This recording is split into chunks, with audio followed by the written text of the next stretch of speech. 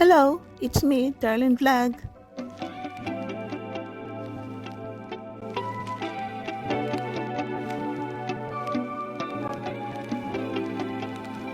Good morning mga kalingap, good afternoon, good evening mga kachungkar. It's me, Darlene Vlog. So ngayon nandito tayo, nagbabalik si Darlene Vlog para reaksyonan ang part 72 ng Jomcar. Pero bago yan, i-shoutout muna natin si Kuya Val Santos Matubang, si Atin na Vlog, si Kalinga Prab, ang presidente ng Karipa, Birador, si Kuya Noli, isa sa Karipa, Kalingap Warriors, Oriada TV, Kalingap Jomar, at si Carla Tapilar. Pakisubscribe po sila mga kalingap, at siyempre huwag niyo kalimutan si Darlene Vlog. Thank you po! Pansin niyo ang ating boses ay kakaiba. Mahina dahil ang ating mic ay hindi pa dumating. Umorder tayo ng bago dahil ang ating isang mic ay madaling malubat sa kalagitnaan nating video. Nalulubat kaya ang nangyayari malakas, mamaya pa ending is short. I mean, mahina ang boses natin kaya sabi ko wag na mag-mic. So dito na tayo. Sila Kalinga Prab ay pumunta sa Tarong para bisitahin si Carla dahil may good news, no? Tapos nakita natin, bumungat sa kanila na mayroon ng pader ang bahay nila Carla, no? Malapad pala ang lupa dahil yung di ba sa remembered ko, parang may binili pa sila ng lupa, no? Para dugtong, para dagdag sa lupa. Yung ba yun, o correct me if I'm wrong, baka mali lang ako sa naalala ko. So ito, yun. Hindi pa sila nakapasok, nakita nila ang nanay ni Roseanne nandoon nag-standby dahil nag-connect din ng nag-connect siya ng wifi dahil alam po natin ang mama ni Roseanne ay isa din siyang subscriber ng Kalingap. Halos lahat ay pinapanood, mga keyboys, si Kuya Val, no? Si Ate Edna, yan, mga ang serye ng Kalingap. Wala siyang pinapalagpas, lalo na ang serye ng kanyang anak na si Roseanne. So dito, direct na tayo na si Kalinga Prab ay mayroon siyang surprise sa kay Carla. Ano yun?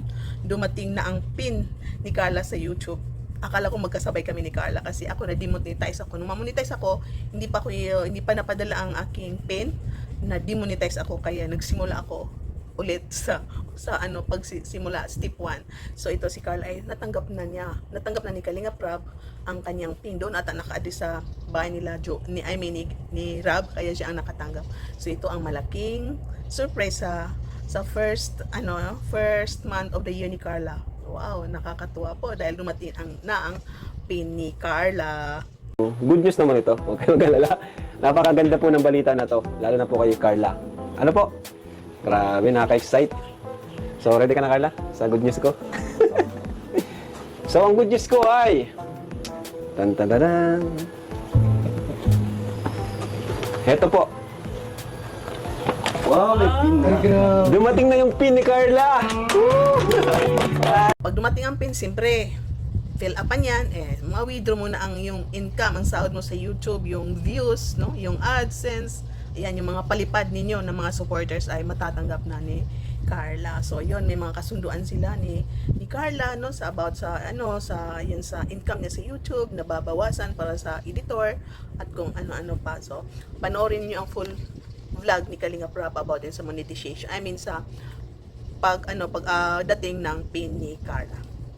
So much, no, nakakatuwa dahil may income ka na sa YouTube, may estudyante ka na, beneficiary ka pa, may sariling may sariling income ka na galing sa YouTube. So ito na yung time na matagal nang pinapangarap din ni Carla na magkaroon ng sariling income, siyempre, no, para sa magulang. Kung may family ka na hingin ng tulong, hindi ka pwede magsabi na wala akong pera dahil ito, pwede ka tumulong kahit patingi-tingi lang, may savings ka pa para sa kinabukasan mo. Ito ang maganda rin sa YouTube kung mayroon ka ng natatanggap na sahod. Na tayo sa ating highlights. Oh, may balita daw si Jomar. Anong balita? Parang si Jomar ay nagdadalawang isip. Parang gusto niya ipahiwatig, sasabihin yung gusto niyang sabihin. Parang naninervous siya, natatakot siya. Makasabi siya, nay, parang gano'n. At kung makita po natin si Carla ay tawang-tawa. Mayroon daw siyang sasabihin. So hindi mapigilan ni Carla na tumawa at tumayo at umalis. Pero babalik din yan. So nakakatawa dahil ito, si Carla ay natatawa. Alam niya ata anong ibabalita ni Jomar. At parang kinikilig na natatawa siya kay Jomar. Parang iwan ko ba kung ano ba ibig sabihin yung natatawa si Carla? Kayo, anong description niyo? Anong masasabi niyo? Bakit siya natatawa? At tumakbo dahil sa action ni Jomar? Or dahil sa itsura ni Jomar na naninervous siya na parang hindi maka-forward ng kanyang sasabihin. Yun, balik ka dito. Parang official naman, no? Pag official naman, alam na natin ibig sabihin, bumalik si Carla. Hindi siya nagsabi na ayoko po, iwan ko sa'yo, parang ganun. Pero bumalik siya. O, ayun, nay, tay, ito ang sasabihin ko. Kami na po ni Carla, last year pa. Instead na matulala ang nanay, mama ni Carla nang mapaganon. Ganun ba? Pero tumawa ang mag-ina. Bakit kaya sila tumawa sa inyo? Ano sa palagay niyo? Bakit sila tumawa? Siguro tumawa ang mama ni Carla dahil hindi siya na-surprise.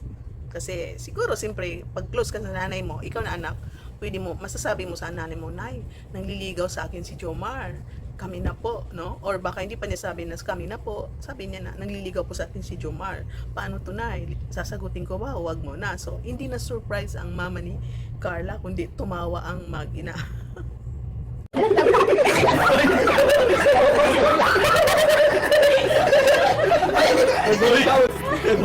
Pero samahan mo ako, paano yung official naman? Handa. Kaya mo to. Kaya mo. Ay, nako. Bagong taon po kasi, so kailangan malakas po ang loob. Ano po kasi tayo, Nay, kami na po kasi ni Carla. Masaya si nanay. Oo po. Ay, anong... Gari ka, ba't ngayon mo lang sinabi? Ay, anong masasabi mo na? Pagalit si tatay. Kaya nga, bro, katabi ko pa si tatay, baka ayos ka lang tayo. Kumusta po ang BP niya po? Hindi naman, pero, ano po, kami na po, actually po tayo last year pa po. Yan. So, si nanay Cynthia, tanongin mo kung okay sa kanya. Na kayo na pala ni Carla, tagal na. Kung tatanungin ang papa ni Carla, okay ka lang po ba tay? Ang BP mo po. Ngingiti lang at yumayango-yango. Parang okay lang siya, no? At itong nanay ni Carla, tinanong na ni Jomar na sabi niya, ano po masasabi niyo, nay? So parang nanay ni Carla ay napapangiti, hindi siya nakakapagsalita, nakayuko, na nakangiti. So speechless siya, hindi niya alam kung anong sasabihin niya. Sasabihin ba niya na matagal ko nang alam, na liniligawan mong anak ko, na kayo na, or dapat ba akong magalit, no? So ito, tingnan pa natin ang anong sagot ng nanay ni Carla, dahil yun nga, parang tahimik si Carla at sabi ni Jomar na mas mabuti pa na si Carla na lang ang magsabi. Instead, nasasabihin ni Carla na opo, kami na po. Pero ang sagot niya, hindi po sa ganun. Sino ba hindi matatawa dyan? Hindi po sa ganun. At ikaw na lalaki, parang magugulat ka, katulad ni Jomar, no? Linakasan ko ng loob mo para sabihin, tapos kanya na isasagot mo.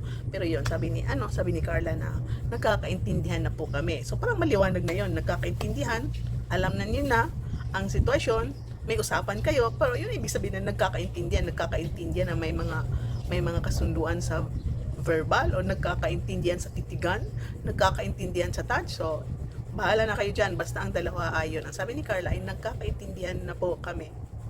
Si Carla na rin po magkasabi po sa inyo. Di ba, Carla? Set tayo na, di ba? Ano po? Kaya hindi naman po sa ganun. Ano? Si Carla ako dyan. Nilakasan ko na ngayon po ngayon, tapos babawiin mo pa. Ano lang po, parang nagkakaintindihan lang po kami sa... Grabe. Si nanay ang medyo... Doon, hindi daw nabiglang nanay ni Carla dahil palagi daw sila magkasama, palagi nagkakaintindihan, dalaga binatayan, so ayos lang daw, no? O hindi ka ba na-surprise? Sabi niya, parang yun nga, hindi daw siya na-surprise. So, ano pa bang isipin natin? Ito palang parents ni Carla, hindi na-surprise. So, siguro yun nga, si Carla ay nagsasabi ng kanyang magulang dahil hindi na-surprise, at itong parents ay nakikita nila kung gaano ka-close ang dalawa dahil sa inahatid, sa serye, sa off-cam ay close, kaya ang parents ay understanding. Ayos. Ayos naman pa tayo. Ba't pa tayo nagtatago, Carla? Okay po. Kaya okay lang po ba tayo? Ano po, siyempre, ako man, may man yung kayong maliligaw aki ko, kaya... Halimbawa, ang araw kayo, first time, sabi kaya. First time na mamuot. Sa kaya ayos man lang, may nang problema ta. Daraga binata man din. Hindi man kayo nagulat, nay. Dahil po, ta. Pero, Ay, tagalogin natin. hindi po kasi parang palagi naman sila magkasama, parang palagi naman Ayun. magkakaintindihan. Hindi, So, ang pangdagdag, no? Ito si Kuya Bobby, no? Siyang makulit. Siya ang nagli-lead sa itong mga usapan na si Jomar ay parang kailangan pang turuan na tanungin mo, ano masasabi mo na, kasi si Jomar hindi masyado makulit, no, na magtanong, pero ito si Bobby TV ang laging nagtatanong, ano masasabi mo, at ito na ang sabi ng mama ni Carla. Ako, basta, ayoko sa lalaking na siloso. Ay, nako, natamaan si Jomar nito dahil alam po natin na si Jomar ay siloso. Dahil ito daw siloso ay Yan, maraming nasasabi. Pag nag-away kayo, maraming magsasabi. Pag siloso ka, yung girlfriend mo walang makatitig. Yung girlfriend mo walang makahay. Mga kaibigan, yon ang siloso. Ayaw ng nanay ni Carla ng siloso. So, ano masasabi nyo? Sa akin po, ano kasi, ayoko yung sobrang seryoso. Ay, shawari ka. Sinuso ka naman.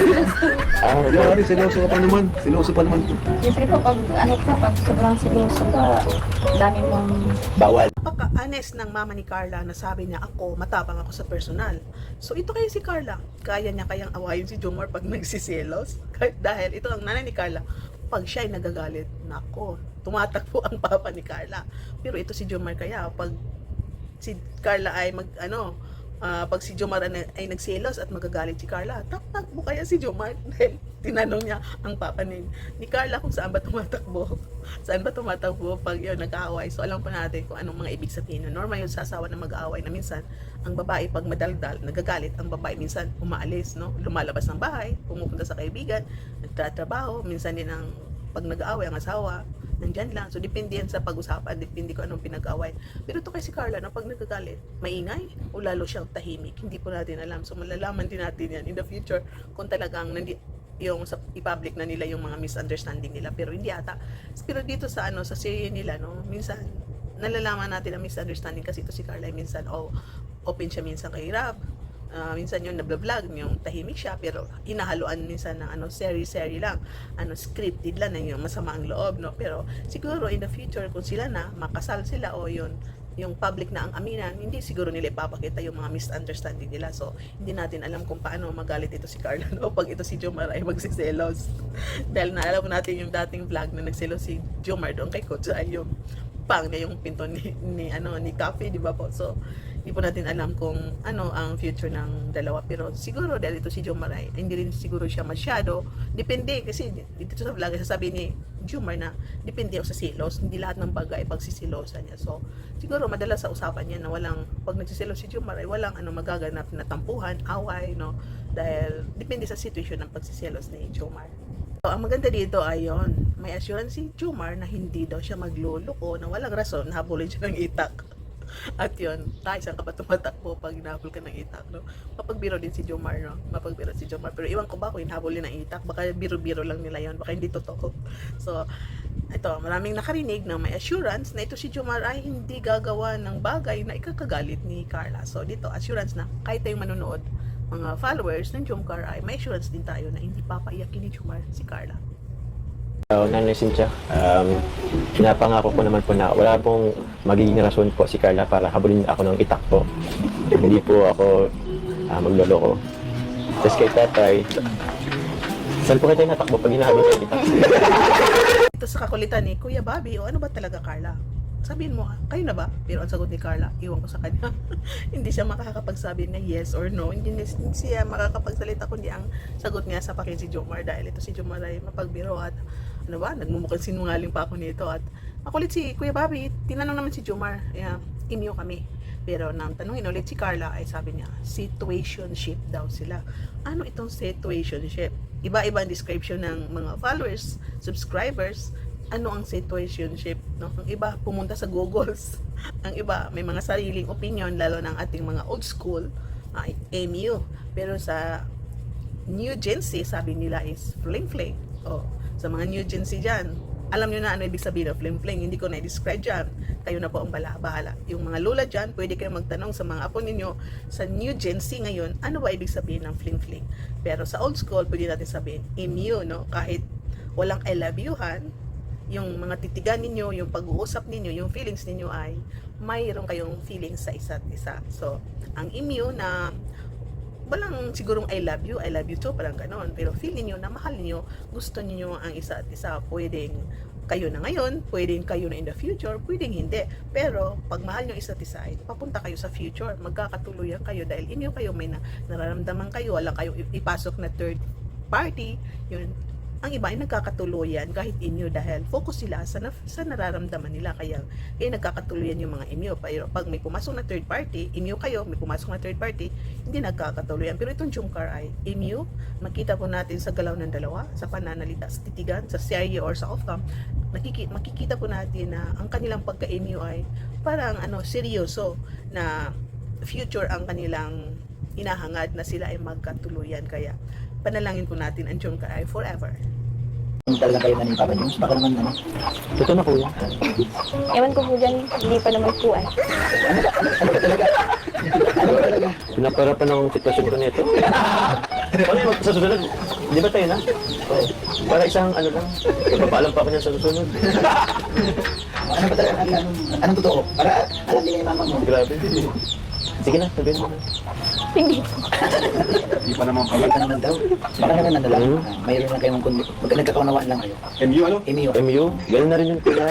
Ganun na lang po yun. Parang naging mukhang sinungaling pa ako ngayon. Si Carla, tinitingin si Carla sa'yo. Di ba? Tingnan mo ang pagtingin ni Carla sa akin. O yan ba yung walang ano? Ano pa lang, situationship. Situationship? Ano yun? Oh, yun ang sabi ni Jomar, na intindi nyo ng mga lola, lolos, mga tita, titos na yun na yun, no? Yun na yun, dahil new gen sila. Ito si Jomar ay old school, no? Sa age niya ay anong before na millennials, walang situationship. Ang alam na ni Jomar ay MU in relationship. So basta yun na daw, yun na yun, intindihan nyo na yun, sila na po. So wala nang gulo ha, sila na po ang sabi ni Jomar. Pero si Carl ay hindi siya nag-deny, hindi po tahimik lang siya. Bigla ka kasi Jomar daw, sabi ni Carla, alam mo naman hindi tayo. Sino ba hindi malito niya, no? Nalito si Kuya Bobby, nalilito na si Rab, si Jomar nalilito, mga keyboards nalilito, pero yung mga Gen Z nakakaintindi yan, Gen Z Pong, si Lolo, alam nila yan, no? Tayong mga old school, nalilito ba kayo? Kayong nanonood, nalito ba kayo? Pero siguro, wag na kayo malito. Ang inyong tingnan na lang, pakinggan ay kung anong nakikita ninyo sa dalawa at kung anong sinabi ni Jomar. Kasi hindi naman magsisinungaling si Jomar, di ba? So, kahit sabi ni Jomar na nalilito na ako sa'yo, tayo, wag na tayo manito. Kung anong narinig natin sa unang sabi ni Jomar na tayo na, last year pa, kami na last year pa, yun na lang ang pakinggan niyo, yung first word na assurance na sinabi niya. So, walang mababother daw, walang maguguluhan, walang magdadalawang isip. Focus tayo kung ano ang sabi ni Jomar. Kahit sabi ni Carla na, totoo naman po na walang tayo situationship lang tayo, no? Yung okay tayo dito dahil nandito ang parents mo, hindi tayo, pero pag sa diet, tayo. So, bahala na kayo, basta focus tayo kung ano ang sinabi ni Jomar na kami na po last year pa. Nagsabi kila mama papa mo eh. Bigla-bigla ka naman po kasi. Totoo naman pong hindi pa tayo. Lalito na tuloy ako. So ano pala tayo? Di ba, lagi naman tayo magkasama. Masaya naman tayo. Di ba ganun na rin yun? Situationship na nga ang meron tayo. Situationship, ano ba kasi yun? Pakarinig ko dyan ay. Ganun na ba ang turo sa Ganun na ba ang bago sa generasyon ngayon? Basta yun na po yun. Mag-research ka na lang po. Meron na talagang ganun sa pakarinig ko kasi nun ay. Ang alam ko kasi, it's either in a relationship or mag-MU. Sa ngayon, yun na muna, situationship. Siyempre, kailangan na kailangan naman tayo. Tsaka, kung tayo man, nagawin lang umamin. Iwan ko, naguguluhan din ako. Na, sana maintindihan mo, sabi ni Carla, na ganito na muna tayo, situationship. Pero dinugtungan niya. Pero kung tayo man, huwag ka na umamin. Nakakagulo. Naguguluhan din ako. Naguguluhan kayo. Pero siguro wag na ako maguluhan. Focus na lang ako sa unang sinabi ni Jomar. Diba? Anong sinabi ni Jomar na kami na po last year pa. So hindi ko naisipin yung situationship. No? Situationship kami ngayon. Pero yun naman ang sabi naman ni Carla sa last niya na a word na bago mag-end ang kanilang conversation na kung meron man tayo, huwag ka muna umamin. Oh, di ba? Very clear na yung mga ka-Jomcar. Yung MU na sabi ni Jomar at yung sabi ni Carla na kung tayo man, huwag ka na umamin. O, di ba? So, walang naguguluhan, walang magdadalawang isip. Focus tayo na ang dalawa ay may feeling sa isa't isa. MU sila. Situationship na tinitingnan natin na parang hindi sila kasi on-cam pero off-cam, sila na. Mga ka-Jomcar, mga kalingap, doon po nagtatapos ang ating kiligan sa part 72 na situationship and relationship, friendship, mga ship yan. Ship. Kumain na lang kayo ng mga chips para maintindihan anong ibig sabihin ng mga ship na yan. Situationship. So sana ikinig kayo. Paki-like at yung video mga ka-Jomcar. Pag-comment kayo ng walang bashing wag ni ba si Carla, wag ni ba si Jomar. Dahil alam ko na lahat ay hindi natin ma-place, may naniniwala, may hindi. Pero majority na alam ko, maraming naniniwala sa Jomcar, ba? So, thank you so much sa panonood. Paki-like natin video, paki-click ang notifications para makatanggap kayo ng notifications. At siyempre, i-share. At huwag mag-skip ads. Huwag mag-skip ads, please. Thank you so much. Shout out sa mga Kalinga partners, mga reactors, mga vloggers, lahat na OFW sa ibang bansa. Ingat kayo po kung saan man kayo sa sulok ng mundo. Sa lahat na love team ng Team Kalingap, Jomcar Community, Jomcar Fans for Life, Solid Jomar supporters, marathoners, Timbalian sa Mansanas. Thank you so much and God bless you. Keep smiling, enjoy kayo sa panonood. Tuloy-tuloy lang po ang pagmamarathon ng mga vlog ni Kalingap Rap, Jomar at kay Kuya Bastos Mataba. Thank you so much. Bye for now and see you in my next reaction video. And God bless. Keep smiling.